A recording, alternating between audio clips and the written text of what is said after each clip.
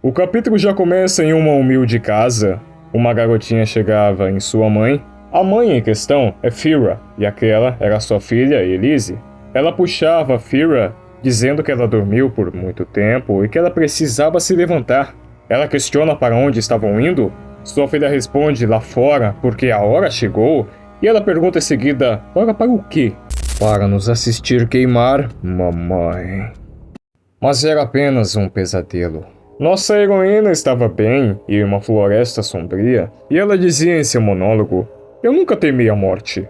Como uma guerreira, ela é uma companhia constante, nunca mais do que uma respiração vaga. Alguém deve aprender a encarar isso, olhar para o abismo e receber o esquecimento. Ainda não. Presa nesse mundo inferior, esse limbo sem descanso, encontro-me enfurecida contra a última das luzes. Essa maldição me rouba a morte verdadeira. Enquanto as memórias se agitam como poeira rodopiante em minha mente, eu sei que só há um caminho a seguir. Eu devo terminar o que comecei. E ao se levantar, ela chama por Aldrich. Ele me abandonou. Fugiu com as relíquias. Ou talvez não. Há sinais de luta. Os restos do seu ritual permanecem. Assim como os meios para rastreá-lo. Mesmo sem haver um sopro de vida nesse corpo. As aves carniceiras cheiram a morte. Cheira a mim. E estão famintas pelo que resta da minha carne. Mas nunca terão. Ela lutava bravamente contra aqueles monstros, porém facilmente os superava. E aqui estou, preparando-me para a tarefa à frente. Ela adentrava aquele lugar estranho, que era onde o vidente estava. Essas paredes falam de velhos deuses da luz e do sol, cinzas e terras, mas quase esquecidos. Os sábios da minha terra natal certamente suplicariam por esses deuses, clamando por seus segredos, mas eu não sou uma sábia. Eu sou uma guerreira. Ela partia para cima dos monstros que guardavam aquele local e facilmente, preciso dizer, os derrotava facilmente. E com um caminho livre, ela poderia seguir em frente. Ao seguir em frente mais um pouco, ela finalmente o encontra. Ela se aproximava lentamente e pedia para que ele se afastasse. O careca ficava surpreso por vê-la ali. Ela mandava ele se afastar mais uma vez, e a feiticeira que estava ali dizia, criatura da morte, o vidente pertence a mim. Ela lançava um ataque contra a mesma, mas ela desviava, e a feiticeira dizia, eu vejo sua marca negra. Logo, a podridão clamará sua mente, assim como seu corpo. Mas essa aí não dava nem pro cheiro, rapaz. Solada. E aí, Aldrich, você andou muito ocupado pelo que parece, né? Ele ficava todo sem jeito, né? E você tá, Ela liberta ele e dizia, eu tô morta. Mas ainda tô aqui, tirando a sua carcaça de uma miserável cela. Ao libertá-lo, ela pede por satisfações, dizendo, essa bruxa falava do rei Fênix, que o mantinha cativo. Explique. Ele então respondia, por dias, semanas... Eu estive preso em um ciclo, muitos rituais sem fim, forçado a prever sem descanso, participar de atos indescritíveis. Ele começava a surtar e ela praticamente dizia, calma aí meu, se acalma aí que eu não tô com tempo não. Ele busca a localização da pira ancestral. Eu a vi, Fira, a rota que devemos tomar, o estágio final de nossa jornada, está ao nosso alcance. Meio bolada com a situação, Fira dizia, a previsão vai matar a ambos. Então primeiro, devemos sobreviver a essa cidadela e reclamar o que perdemos. O careca dizia em seguida, eu temo que nem tudo que perdemos possa ser reclamado. Ao sair da cela, eles se deparam com um prisioneiro que dizia, por favor, espere. E o vidente dizia, não há tempo para trivialidades. O mesmo prisioneiro continuava, por favor, ele nos matará. E a prisioneira ao lado dizia, o pior, ele nos deixará para apodrecer. E o mesmo prisioneiro mais uma vez clamava por sua ajuda. Após isso, Fira sugere, eles podiam criar uma distração útil para os demônios dessa ruína amaldiçoada, atraindo a atenção enquanto fogem. E outro prisioneiro dizia, sim, é isso, eu posso ajudar vocês. Sou a Ethel de Lorwick, um cavaleiro do Círculo Branco. Farei o que vocês disserem e levarei esses outros dois infelizes em segurança. E por incrível que pareça, ela ia na lábia do cara e realmente libertava ele. Enquanto o Aldrich dizia, meu, o que você fez, cara? Você nem conhece o cara e já confia nele? E ela dizia, Já tô toda ferrada, já tô morta. O que eu vou perder? E quando o cara saía, ela o questiona. Você falou de 2. O que há nessa cela? Quem reside aí? E ele dizia, alguém além da nossa ajuda. E era ele, o lendário Chupacu. Após isso, Aerta o dizia, estamos em débito com você, jovem cavaleira. Se você busca Karamas, você o encontrará na Torre do Norte. É lá onde ele reside. Mas imploro que reconsidere. E ela fica tipo, quê? Karamas tá aqui?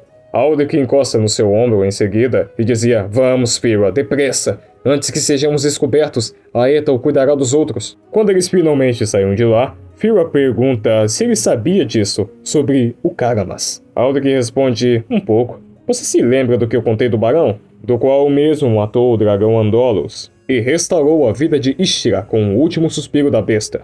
E aí, Aldrich dizia que havia mais coisas nesse conto. O porquê que ele não contou antes?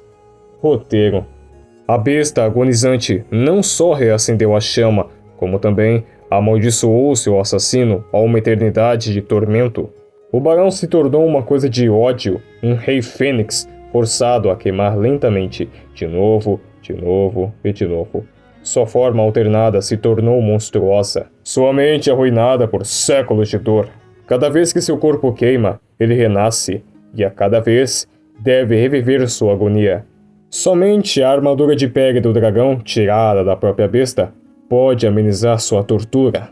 Após a breve explicação, Fira questiona, e devemos tirar isso dele para reviver Andolos? Ele responde que sim, mas eles deviam fazer isso antes que restaurem Andolos, e o use para seus próprios fins.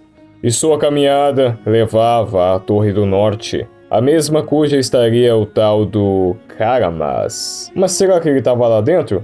Puta merda, não é que era verdade mesmo? Ele olhava bem para Fira e dizia, você tem um corpo vacilante, uma coisa oca apegada à memória dos vivos, nada mais. Não se engane acreditando no contrário. E ela dizia em seguida, e você é Karamas, o traidor, que abandonou sua própria ordem para comandar os mortos-vivos, aquele que os deixou para morrer enquanto fugia. Tu não sabe de porra nenhuma. Meu sacrifício foi por todos, mas eles não eram dignos. A praga dos mortos está contida na humanidade, e por isso ela secará e perecerá. A escuridão logo será absoluta. E ela provocava o bichão, e quando você renascer, você vai fugir de novo? Ele responde, a fera viverá e morrerá mais uma vez. E eu serei restaurado para governar o que vier depois. O último suspiro dela apagará essas chamas malditas, e como os antigos deuses, eu guiarei toda a Ishira nessa nova era. Ah, entendi, uma era de trevas, mas não. Ainda há tempo de desfazer a maldição que foi proferida a você. Eu não permitirei que condene todos à morte. Ele ficava puto e dizia, tarde demais, você já foi morta, e todos os outros também serão. Ela partia pra cima sem medo e vral. Era catiripapo pra lá, catiripapo pra cá, ele pegava ela. Só que aí, opa, roteiro, ele joga aquela adaga do capítulo 1 para ela, ela consegue pegar a adaga e toma! Aí ele sentiu o golpe. E ele ficava tipo, oh não, essa adaga é convenientemente a minha fraqueza. Oh, morri. Cantando vitória, ela dizia, conseguimos, a relíquia final de Andolos. E alegre, ele dizia, agora temos todas, sabemos onde devemos ir e o que deve ser feito. Nossa jornada está perto do fim. No entanto, ela dizia, e de alguma forma eu sinto que ainda há coisas não ditas. O careca olhava tipo, E aí no final ela dizia, mas eu vou descobrir, não importa o preço. Ah, oi, vamos dar uma olhadinha no nosso inventário antes do último capítulo? Adaga Dente de Dragão, forjada pelo dragão Algerer, feita pela presa mais poderosa do dragão de fogo. Dizem que a mordida desse incisivo pode perfurar até a mais forte das armaduras. Portá-la é como portar o poder de um próprio dragão. Espada Costela de Dragão, uma formidável espada longa, esculpida da costela do rei Wirin Rei Andolos. Meticulosamente esculpida por clérigos desconhecidos e imbuída com todas as formas de encantos perniciosos.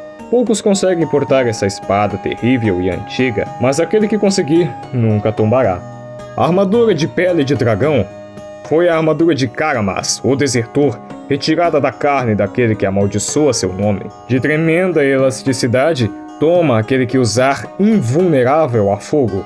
Pingente da vidência. Um simples pingente de cristal esculpido. Uma poderosa magia pode ser sentida dessa pedra antiga, mas só aqueles abençoados com segunda visão podem ver os seus segredos. Por fim, e não menos importante, a boneca de Fira. Uma bela coisinha. Essa efígie de pano pode parecer um equipamento estranho para um guerreiro, mas sua significância é essencial. Embora essa história seja incerta, o objeto serve como uma corrente ao passado e aos pensamentos que fogem da mente. E assim, o mundo se transforma. Um ciclo termina para que outro se inicie. Nesse reino amaldiçoado, nada realmente morre e nada realmente vive. Uma coisa decai para que outra possa florescer em seu lugar. Os vivos alimentam os mortos em troca de alimentar os vivos. Sempre foi assim. E é assim com o meu conto. E também com o dela. Fira e o nosso careca favorito estavam começando a subir a montanha, e Aldrich dizia: a chama da vida queima fraca e baixa, logo se extinguirá. Devemos nos apressar, não pode haver ritual sem ela. E sem esperança, Fira dizia. E do nada, ela se desvia da rota. E ela justificava o chamado da batalha, Aldrich. Ele não pode ser ignorado. E ele dizia: qual é? A gente está tão perto do nosso objetivo. Não podemos desviar agora. E aqui vemos que cada vez mais ela estava ficando zumbificada. E ela respondia: um desvio momentâneo é tudo. Alguém precisa de ajuda. E então, um guerreiro estava tendo fortes dificuldades para enfrentar grandes monstros.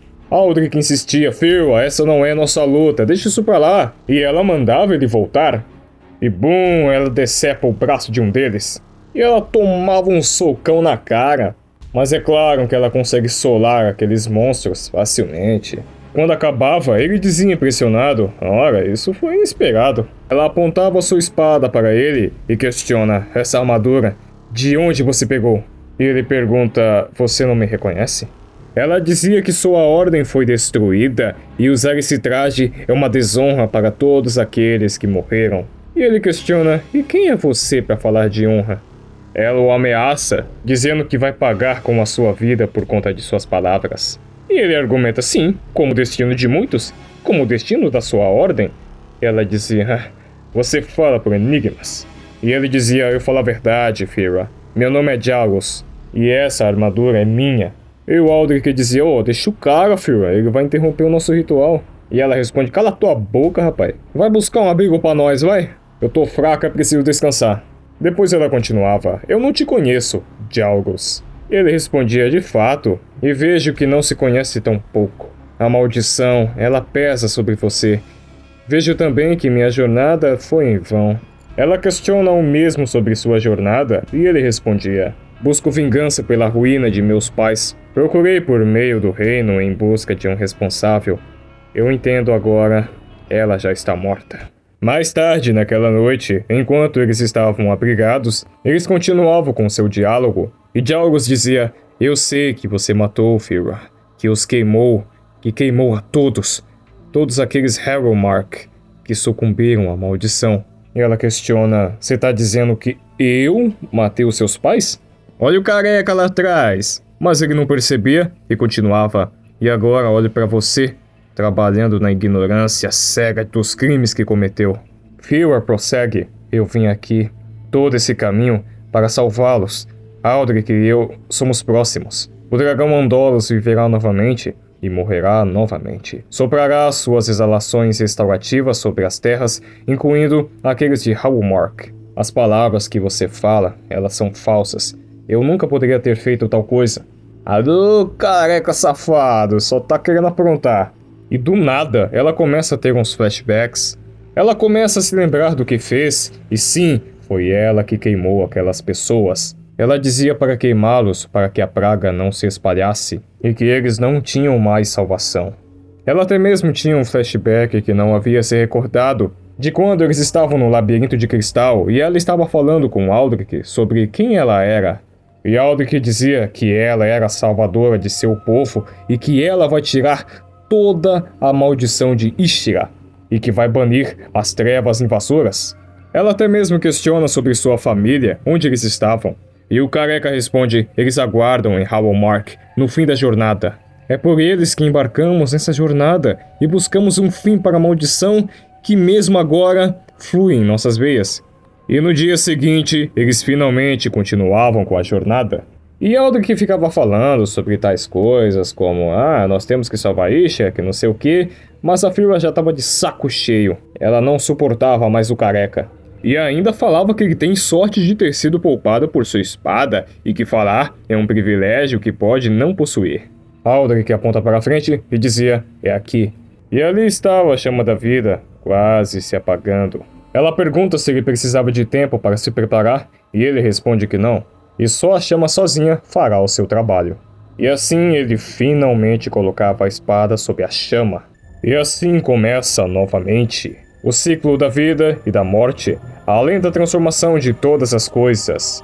A dor é excruciante enquanto eu nasço da chama. Sinto o peso de milênios correndo por minhas veias. Toda a história, tudo que ocorreu e tudo que está por vir. Agora renascido, o dragão dizia: mais uma vez, as coisas mortas rastejam para poupar seu último suspiro.